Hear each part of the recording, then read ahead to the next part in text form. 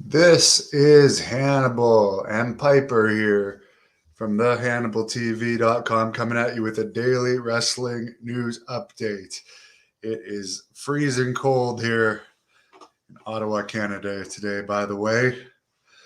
Let me jump right into it. According to PW Insider, William Regal is starting back with WWE the first week of January, and he is going to have a vice president role with the company. It's not clear what he is going to be vice president of. His former role was director of talent development and head of global recruiting. AEW did have the option of picking him up for another year, but they let him go back to WWE for whatever reason. They wanted to give WWE what they wanted, even though he was one of only about like 5 to 10 recognizable people on their roster, since they have a lot of people on their roster that aren't really over or known. But whatever. I guess they didn't feel that he was as enough of an asset that he was worth keeping from WWE. Conan has begun kidney dialysis. He's had a lot of health issues over the past few years. Jamie Noble, who is a WWE producer, I guess, they let him have a match in his home state last night, which he's claiming is his retirement match. It was in West Virginia. He pinned Sami Zayn in a 4-on-4 tag match.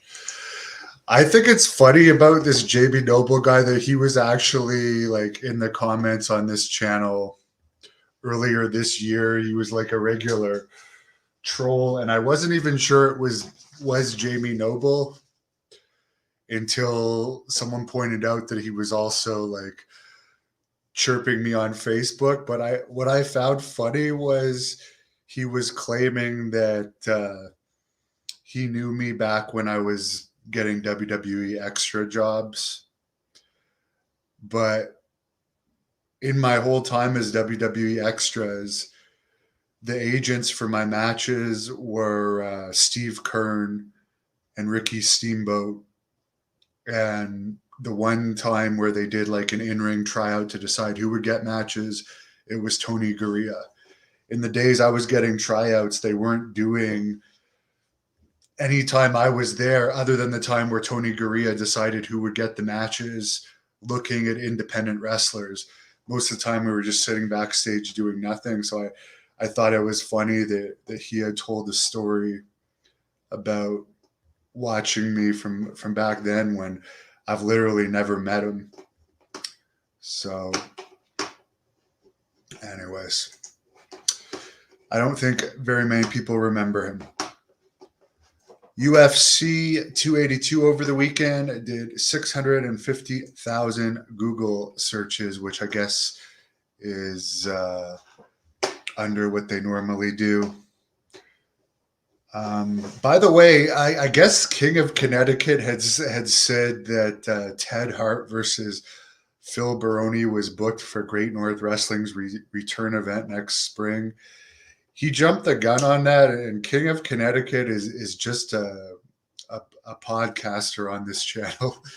He's not a booker for the company, so maybe he was under some sort of misunderstanding. But there's no plans to bring Ted Hart into Great North Wrestling anytime soon.